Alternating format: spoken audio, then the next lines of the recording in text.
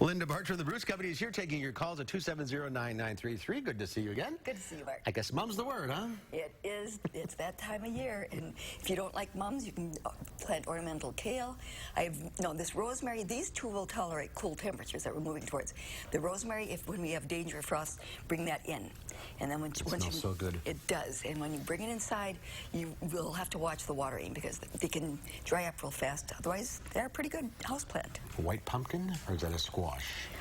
Well, I'm not I don't know. positive. Okay. Let's go to the calls. Ruth from Monroe. Hi, Ruth. What's your question? I was wondering, is there anything that we can do for winter to try to get rid of some of the Japanese beetles in the spring? Okay. And also, I have a very big infestation of sugar ants in my house. Is there any way I can get rid of them? They're in every room. Oh, they're in every room. Usually that's more of a kitchen issue that there's a wonderful entomologist up at UW, PJ Lesh, that is available for calls like that. But the only thing that I've ever used are those little ant traps that you put usually by your kitchen sink. That's usually where I've had an issue. I've not seen, maybe they're moving in because of the cold. I'm just wondering. And Japanese beetles or anything? Japanese beetles, they are in a grub stage now. They're past the stage where they're feeding on foliage and they're in the soil. They have been laid as eggs, they're grubs, they're moving down, they'll overwinter where they're nice and protected.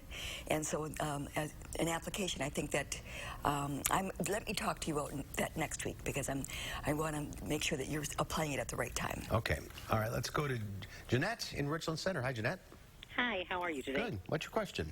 Hi, I have a mother-in-law's tongue that was standing up very straight and looking wonderful until the cat knocked it over one day. Now the leaves are bent. They're not standing up straight, and I was wondering, should I cut off those bent leaves or should I tie it all up so it kind of goes straight? I'm not sure what to do with it at this point. I can't seem to get it in better shape no matter what I do. Okay. I think that if you cut them off, you're going to have a not very attractive look.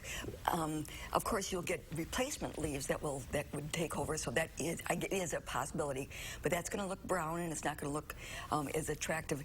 Staking it might be a way to temporarily have it look attractive until you get replacement leaves again, and then prune those old ones off. Okay, let's go to Pam down in Oregon. Hi, Pam. Hi. Lisa Briggs said that the second week in October was a good time to kill Creeping Charlie. I'm just wondering what products would you recommend? There's a very good product that will work even with cooler temperatures. It's called Weed Beater Ultra. So it's the way this works is it actually stimulates the Creeping Charlie when the plant should be going dormant. So you're not going to see a dramatic dieback in the fall, but next spring you won't have as much of it. But you can only use this in the lawn because it won't kill grass, but it would kill your other ornamentals. Okay, so right now's the time to do it. This is a very good time to do that. All right, Joy in Stoughton. Hi, Joy. Hi. Hi. What's your question? I've got a sedum plant in my flower bed, and as a result of feeding it liberally with Miracle Grow the last 2 years, it got pretty tall, and the heads on it were so heavy that it broke the stalks down, so a lot of them are laying on the ground. Okay. Now, if I pull those out of the ground, will they come up again in the spring? Yes, if you cut those sedum stalks that have broken off, that's a perennial. That's going to come again from the base. And yes, with the amount of growth that we had this year, they got huge. And if they don't have enough sun, they won't manage to stand up. Sometimes people put little cages around them, little support systems, because those flower heads do get very heavy. Good plug for Miracle Grow. It works. All right, Joe in Verona. Hi, Joe. Hi. What's your question?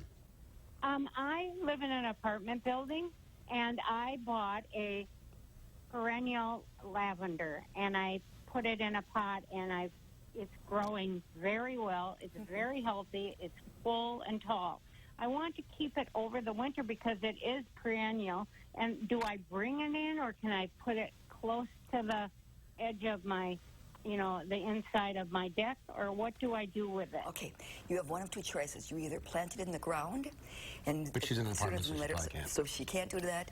Then I would get a grow light if you're going to try to overwinter it inside. Lavender is something that it wants a lot of sunlight, and I don't know if it's going to work well as a houseplant. Give it a shot. It would be something similar to a rosemary. So. All right, we're out of calls. If you're on the line, stay there. Linda will talk to you off the air. We'll see you next time. All right. And